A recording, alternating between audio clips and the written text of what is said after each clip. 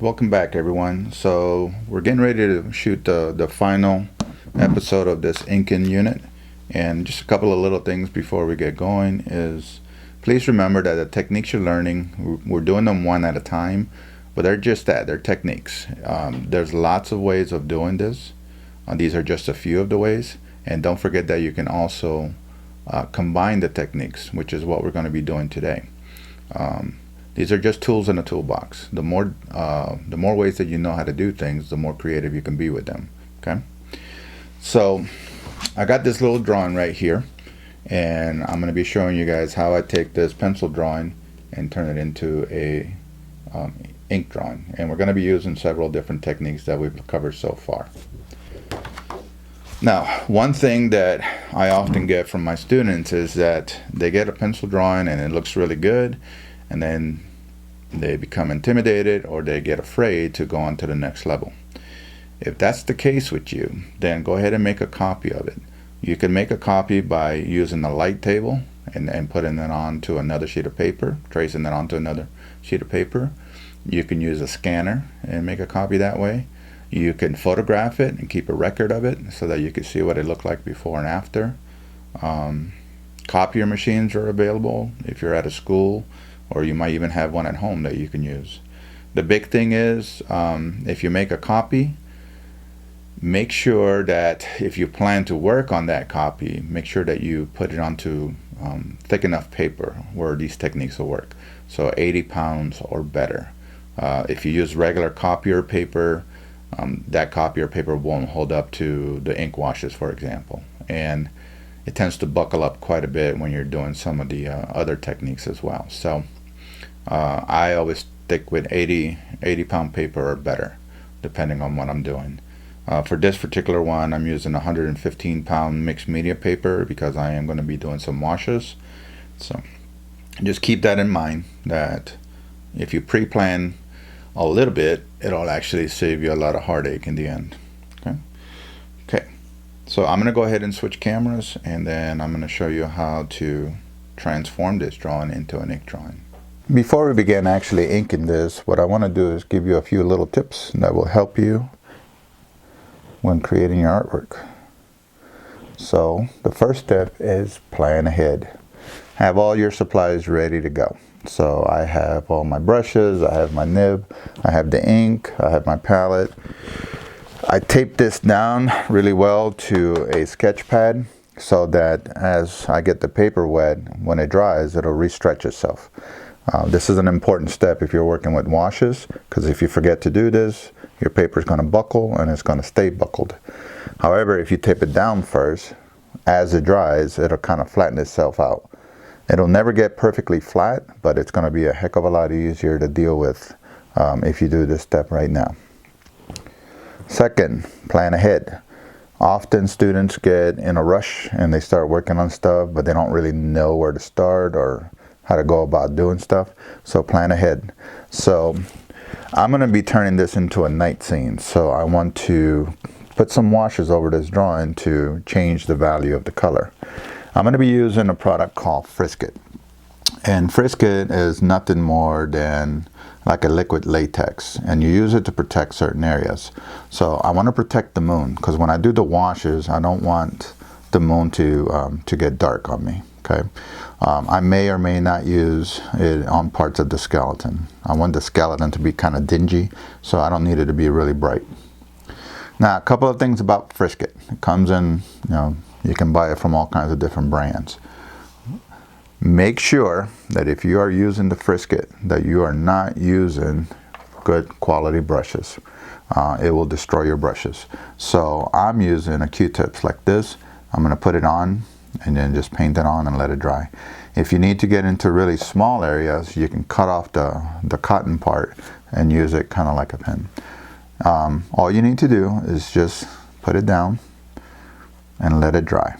That's it. It's not paint, so it doesn't have to be real pretty, but what you want to do is make sure that the paper is covered.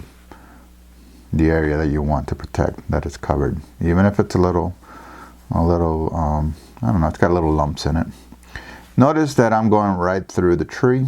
I'm not worried about the tree branches because we can always put those back in later. So put this on. It dries pretty fast. So once this is all done, then we can actually begin our washes.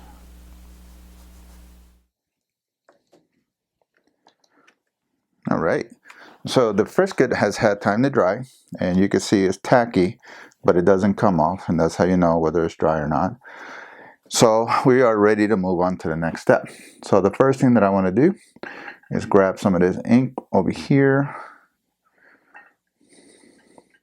and I'm going to mix it with some clean water. Looks like I need to refill my inks. And I'm going to go with a medium-sized brush. I'm just going to grab some clean water over here and create a nice light value. Okay. Now, before I actually start painting on this, I want to wet the area. Okay. So let me grab this water, get it here where you guys can see. So I use this bigger brush, and I'm just going to start to wet the area with some clean water. And the purpose of it is to give me that time that I need to blend my values. This is why it was important to make sure that this was completely taped down, because you're going to get this area wet. Notice I'm going right over the drawing. Not a problem. I'm going right over the frisket. That's not a problem. I have my scrap paper here to test my values before I start. And I'm going to start light. And then if I need to, I'll just darken it up as I go. By wetting the paper first, it gives me that extra time that I need for blending. You can see where it's buckling like we were talking about, which is why it's important to have it taped down. Okay. Okay. Now, still using my clean water, and I have a different container over here to clean my brush. I'm going to mix a value that's relatively light. And I'm going to test it here. Always test it on some scrap paper, because what it looks like here and what it looks like on paper is usually not the same. So that to me is a little bit too dark. So I'm going to add a little bit more water to this. There we go. That's better. All right. So I'm just going to start adding it on now. And then I'm going to dry it. So I'm not going to start here. I'm just going to start putting it out here. And you can see that because the ink is, or the paper is wet, that it gives you that extra time to blend. That'll help get rid of those brush marks. I am going to leave some little pockets of white to indicate that there's some clouds. So just like so. And I want this area here to glow a little bit, so I'm not going to let it get too dark over here. However, if I feel that it's not quite dark enough, I'll just add more layers to it.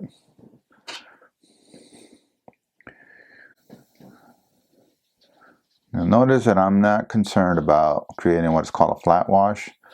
So everything doesn't have to be exactly the same value. In fact, I prefer to have some different variations just to give it a little bit more interest. And then I can adjust. Make sure that when you're doing your values that they're see-through, right? When you're doing your washes, make sure that they're see-through. You want to still be able to see your pencil drawing underneath. So I think the sky looks pretty good here, but I think it's a little bit too light over there. So I'm going to add just a little bit more ink. And I'm not worried about whether or not I get ink on the house, because that house is going to be all dark and spooky anyways. But I do want to make sure that I have a nice glow here. I don't want like streaks. Now, as I come down, it's okay to start getting a little bit darker. If the paper starts to dry up, then I would actually add just a little bit more water. Now this paper It's not watercolor paper. It's a little bit thinner. So I do have to be a little bit more cautious as I plan this through here to make sure that the paper doesn't get damaged. So I'm just putting in slightly darker value here, leaving a little bit of light area here. Now, because the paper is wet, I can use a paper towel to lighten that up before it dries. Once it dries, I can't do that. Okay?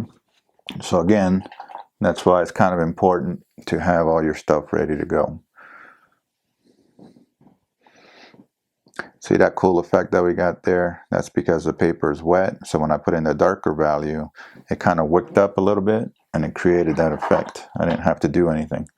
That's why I don't try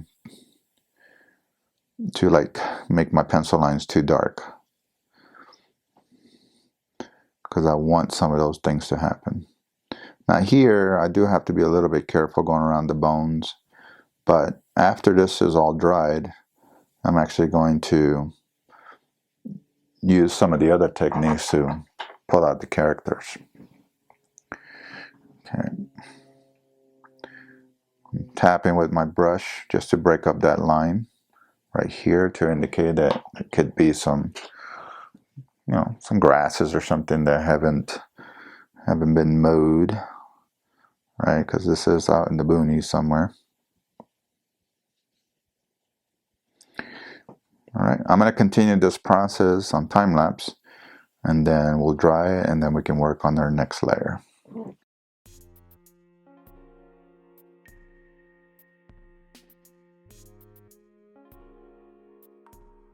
Now we are ready to actually remove the frisket. The frisket, you just gently rub, and you can see how it peels right off. Super important, guys. Make sure that the paper is thoroughly dry when you do this. If there's any dampness in the paper whatsoever, it will rip. So take your time, dry it. If you don't have a hair dryer handy, then let the paper sit, and then come back to it like a day later or a few hours later. But you can see how nice and neat that area is, and that's what that is. That's the frisket. Okay. That's it. I'm not going to remove this yet because I haven't decided how bright I want that to be. But I do want to work a little bit on the moon and on the tree, so that's why I had to remove the frisket. So that's the next step. For the moon, it's super easy. I'm just going to put in a little bit of a super light gray to indicate some crevices. When we get ready to do the tree, I am actually going to use the brush for that. I'm not going to outline this. Okay, so let me get all that set up, and then we'll get ready to go. We are good to go. So what I'm going to do now is simply take some clean water. This time, I'm only going to wet the inner part of the moon. Again, I'm not overly concerned about the tree yet, because the tree is in front of the moon and it's going to be darker, so it's not a problem. Then I'm going to grab a little bit of this light gray and test it up here, because I seem to have, oh, there it is. And I'm going to test my values. That's too dark, so I'm going to add a little bit of water to it, because the moon is far away. So these little crevices are not going to be seen very easily. Because the paper is wet, all I have to do is touch and then blob, just like that. Super easy. Don't get carried away when you do this, but go ahead and put in a few little crevices. Blob. Oops. Too much. Took too much off.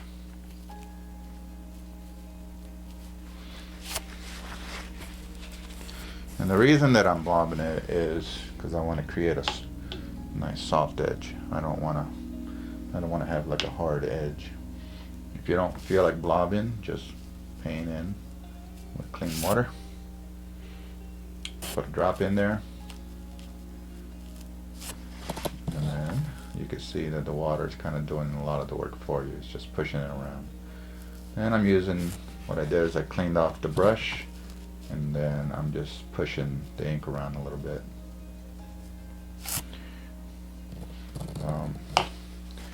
Avoid doing this on dry paper because it'll leave too much of an outline. So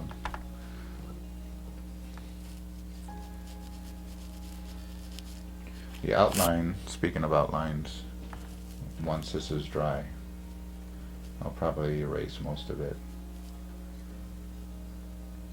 I might have drawn it too dark, I don't know, but I guess we'll find out.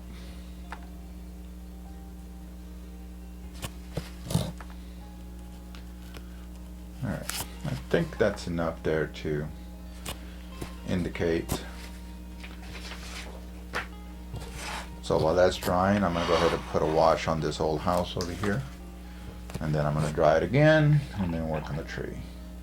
So, back in a few. Let's go ahead and start putting in that tree right here. And the tree branches are going to overlap the moon. Now, I don't want this to be pure black.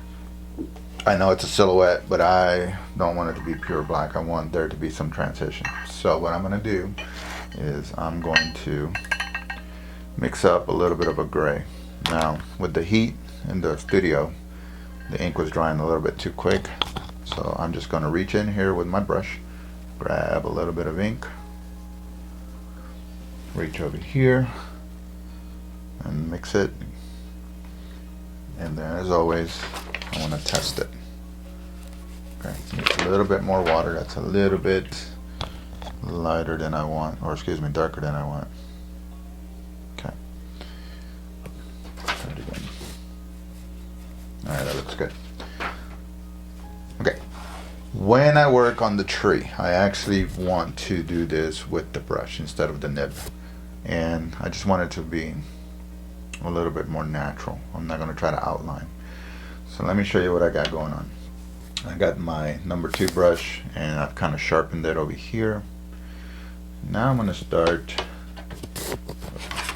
Normally when I'm doing this on camera, I would actually be holding this at an angle, but on camera I'm going to keep it here, and I'm just going to start putting in branches.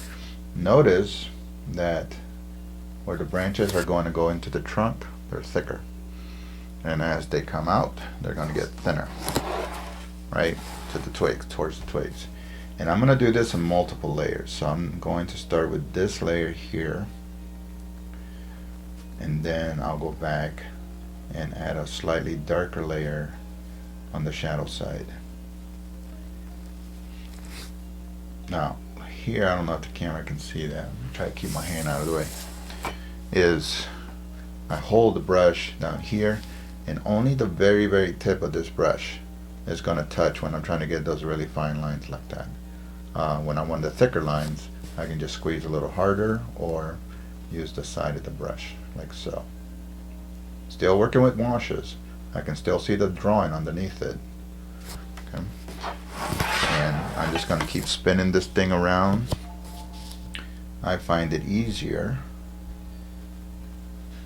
to pull when I'm trying to do something like this. You can pull away from you or towards you, but don't push. Okay. Alright, so I'm going to go ahead and finish this up, and then I will be back. So I got the first layer done on the tree.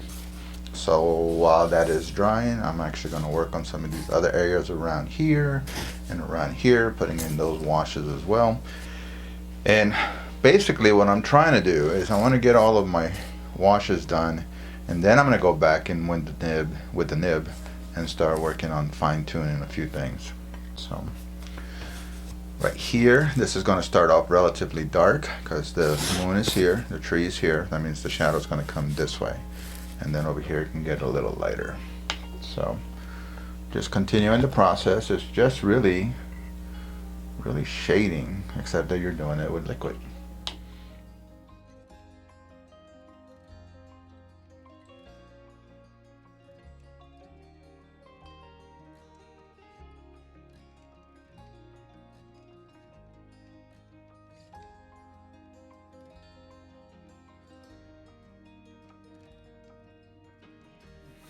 So at this stage, most of my washes are done. And you can see that I intentionally did a lot of texture on the tray, some subtle textures on the tray. And then I thoroughly dried it with the hair dryer. This right now is really a good time for me to start doing some ink work, some nib work. So I'm going to be switching from my brush, if I could find my pen, over to my pen, and I'm going to start working on some of these outlines. This is going to be our focal point, so I really want to make sure that this guy stands out. So I'm going to do some quick line work on that back here, and then I'm going to spend the bulk of the time on this guy here. And then I'll go back and make any adjustments that I need to make. So let's go ahead and get started. Oops, turn that off. And just going to show you bits and pieces of this. You already know how to do this, so I'm just going to, when I do the line work on the house, I don't want this to be real pretty, real perfect, I should say, because this house is old and it's falling apart, and we want it to look that way. So I don't want to do something like this where I'm making perfectly straight lines. I want to suggest some broken lines, especially on the shadow side. We're not going to see a lot of details. This right here is a big old hole, so we'll outline that. And then I'm just kind of like tapping here and there to suggest the shingles on the roof, what's left of them anyways.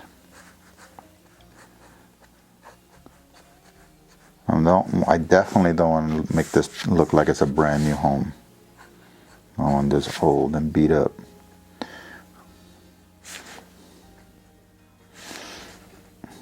That's why I wasn't like overly concerned about whether or not the pencil work was perfect or not, because I knew that I was going to be just roughing this up. Now here's the moon, so here on this side I want to keep those lines really thin. Here we can put a little shadow underneath here. Now I did it with the nib, but I could have done it with the brush just as easily.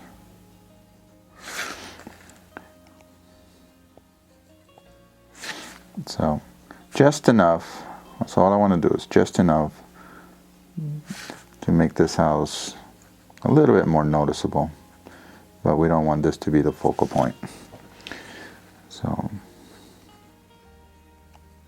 this whole side of the house is going to be in shadow, right? Unless I decide to put a glow on the inside, which right now I'm not leaning towards that. So after I'm done with the line work on this side, I'm actually going to do a little bit of cross hatching, I think.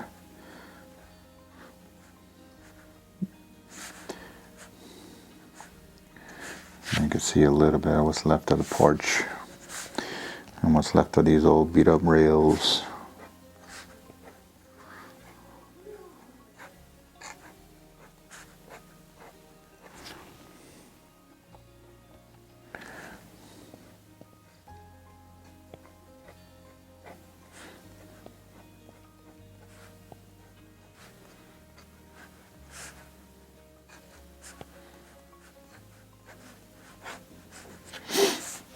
Okay, now I want this to look darker.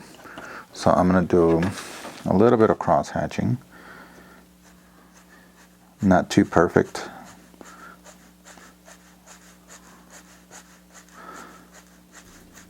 And I want to go right through everything. Because really the only thing I'm using the cross hatching for is to suggest a little bit of a shadow. I'm going to keep the inside dry for now, in case I decide to put a little bit of a color wash on that. And that looks pretty good. I think we can do a little bit of the roof on this side, not on this side. And again, keeping the lines thin, so I'm not pressing too hard with the nib. This area here, I may go back and fill it in with a brush, but for right now, let's just do it with a nib and see what it looks like.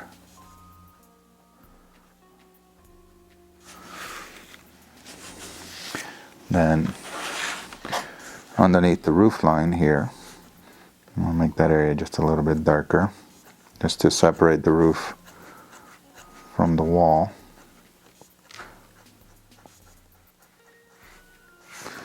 And the porch would end right about there, I think. And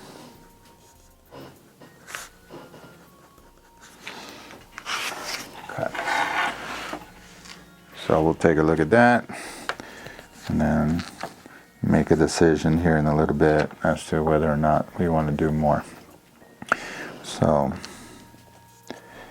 here we're going to suggest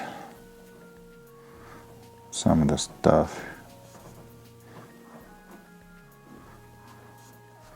but since it's facing the moon, I don't want to make that too dark.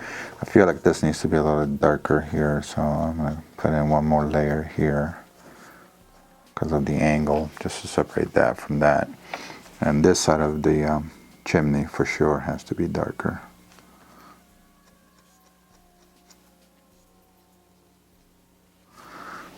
Okay, so we'll leave that for a little bit and then we'll come back to it if we need to. Next thing that I want to do is start working on the old skeleton. So I'm going to go through and outline all this, and then we'll be back to play around with it some more.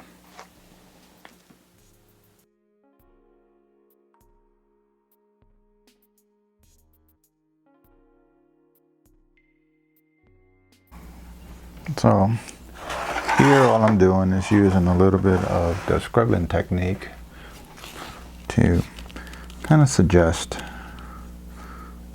some of the texture of this old cross made out of wood. So this is the top, this is the side. So where it drops off, it needs to be a little bit darker. So I want this to look beat up and broken and old. Here, not too bright because it's facing the moon. And then just kind of scribble little knots if you want. But it's just to suggest a texture. Now underneath here and underneath here, I'm going to put in a little cast shadow with my brush in a little bit. So, but right now I'm just trying to show some of the little different textures. The skeleton, I've went in and outlined most of it, and then I'm going to let it dry, and then I'm going to rub out all of these extra pencil lines to see what it looks like, and then I may or may not add some more bones showing through the ragged clothing and whatnot. This area here is the hole in the ground, so that we're going to make that really dark. So I'm going to switch back to my brushes and then work on those.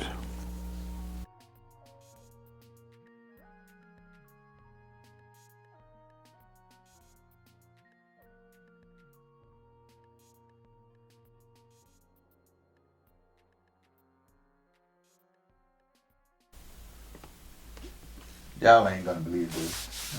I went to do the rub out and I couldn't figure out why my pencil lines were not coming off.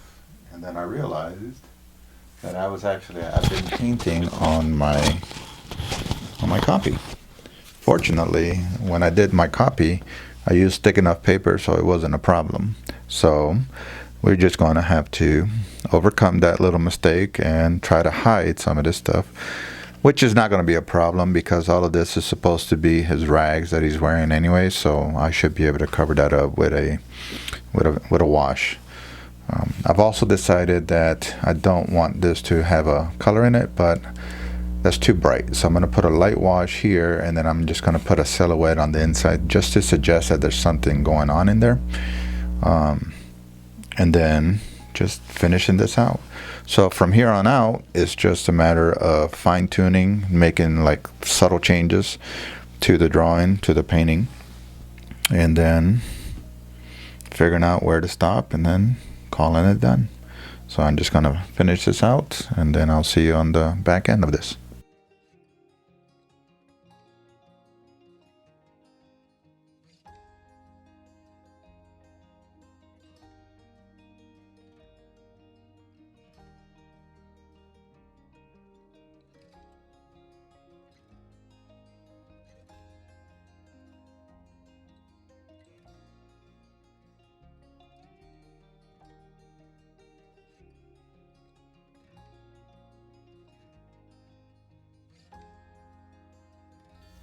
Alright, I think we should probably start wrapping this one up because I could go on and on and on.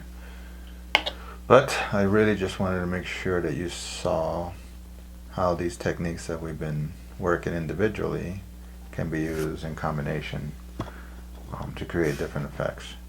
And remember, this can be left alone just like this as an ink drawing, or you can turn around and add colors to it to make it more of a kind of like a comic book type illustration. But for this, I really like this one in black and white, I think. Let me know what you think, whether I should add colors to it or not. Okay, I hope you enjoyed this tutorial. And make sure that you practice the techniques, and the more you practice, like always, the better you're going to get. So don't be intimidated when you're trying something new. Just keep at it until you get better and better at it. Alright, thanks for watching. Catch you next time.